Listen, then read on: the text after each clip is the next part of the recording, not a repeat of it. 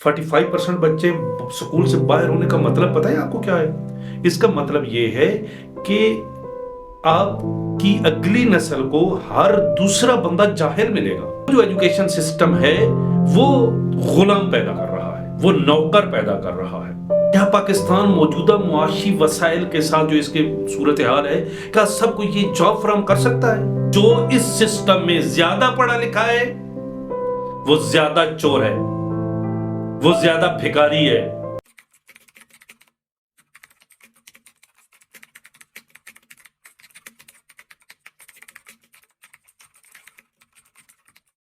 پاکستانی معاشرہ بہت سے مسائل کا شکار ہے اور بہت سی وجوہات ہیں کہ یہ معاشرہ تباہی کے دہانے کی طرف بڑھ رہا ہے، لیکن اگر میں بنیادی ترین کہ ان تمام وجوہات کی جو ماں ہے، وہ ان تمام بیماریوں کی جو جڑ ہے، اگر اس کی بات کرنا چاہوں تو وہ پاکستان کے اندر تعلیمی نظام ہے۔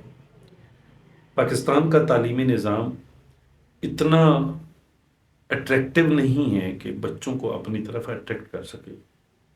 آپ کے لیے یہ بات سن کر حیرانگی ہوگی آپ کو کہ اس وقت پاکستان کے 45% بچے 5 سال سے لے کر 15 سال تک جن کو سکول میں ہونا چاہیے وہ سکولز کے اندر نہیں ہیں، وہ آؤٹ آف سکول ہیں۔ اس کی سب سے بڑی وجہ کیا ہے کہ پاکستان کے سکولز کے اندر، پاکستان کے ایجوکیشن سسٹم کے اندر اٹریکشن موجود نہیں ہے کہ وہ بچوں کو اپنی طرف اٹریکٹ کر سکے۔ 45% بچے سکول سے باہر ہونے کا مطلب پتہ ہے آپ کو کیا ہے؟ اس کا مطلب یہ ہے کہ آپ کی اگلی نسل کو ہر دوسرا بندہ جاہل ملے گا۔ آپ کبھی اس کے اوپر غور کیجئے گا کہ اس کی صورتحال کیسے گمبھیر سے گمبھیر تر ہوتی جا رہی ہے کہ وہ اگلے 15 سے 20 سال کے بعد ٹیکنالوجی اتنی ترقی کر چکی ہوگی کہ وہ ڈھنگ سے مزدوری بھی نہیں کر پائے گا۔ وہ جو پڑھنا لکھنا نہیں جانتا وہ ڈرائیونگ بھی نہیں کر پائے گا۔ اس وقت پاکستانی معاشرے کی حالت کہاں پہ پہنچی ہوگی؟ اٹریکشن نہیں ہے کہ یہ بچوں کو اٹریکٹ کر کے، یا پاکستان کی گورنمنٹ کے جو ایجوکیشن سسٹم کو چلانے والے لوگ ہیں، ایگزیکیوشن کے جو ذمہ دار ہیں، وہ بچوں کو اٹریکٹ کر سکیں، وہ ان کو لا سکے، کوئی ایسی پالیسی بنا سکے۔ نہ، معاشرہ مزید تباہی کی طرف بڑھ رہا ہے، نمبر 1۔ نمبر 2، اگر ایجوکیشن سسٹم ہے تو وہ جو ایجوکیشن سسٹم ہے وہ غلام پیدا کر رہا ہے، وہ نوکر پیدا کر رہا ہے۔ یہ ایجوکیشن سسٹم ہوتا ہے جو قوموں کو حر بناتا ہے، جو قوموں کو آزاد بنا دیتا ہے، جو قوموں کو اڑنے کی طاقت فراہم کرتا ہے، اور یہی ایجوکیشن سسٹم ہوتا ہے جو لوگوں کو غلام بنا دیتا ہے، جو قوموں کو غلام بنا دیتا ہے۔ اب آپ کسی سے پوچھیں کہ وہ کیا بننا چاہتا ہے، وہ کیا کرنا چاہتا ہے، کیوں ڈگری حاصل کر رہا ہے، کیوں پڑھ رہا ہے، تو اس کا ایک ہی جواب ہوگا کہ وہ جاب حاصل کرنا جا رہا ہے، وہ نوکری حاصل کرنا جا رہا ہے۔ پاکستان جس کی آبادی 25 کروڑ ہے، جس کی 65% سے زیادہ افراد نوجوانوں پر مشتمل ہے، کیا پاکستان موجودہ معاشی وسائل کے ساتھ جو اس کے صورتحال ہے، کیا سب کو یہ جاب فراہم کر سکتا ہے؟ امپاسبل، نہیں کر سکتا۔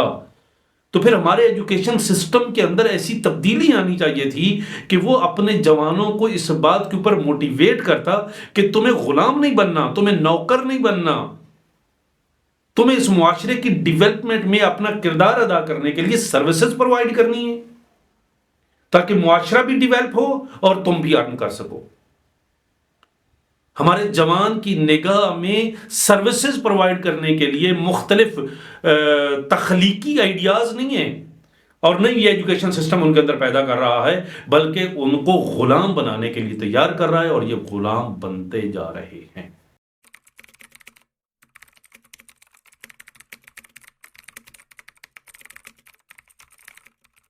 یہ جو ایجوکیشن سسٹم آج ہمارے ہاں رائج ہے، یہ اسی مقصد کے لیے بنایا گیا تھا کہ اس ہندوستان کی قوم کو غلام بنا دیا جائے۔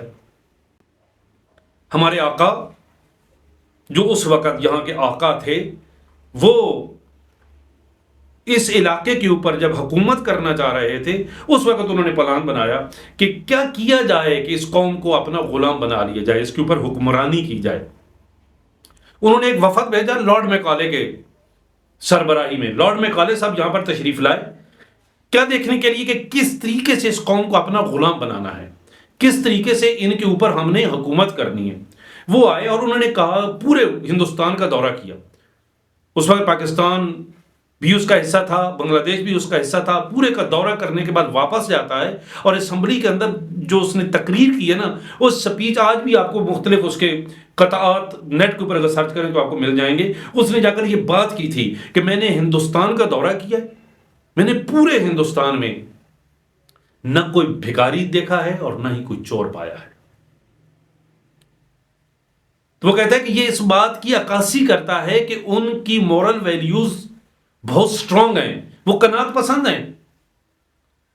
جو قوم قناعت پسند ہوتی ہے, جس کی مورل ویلیوز سٹرونگ ہوتی ہیں, اس کے اوپر حکمرانی نہیں کی جا سکتی, اس کو غلام نہیں بنایا جا سکتا.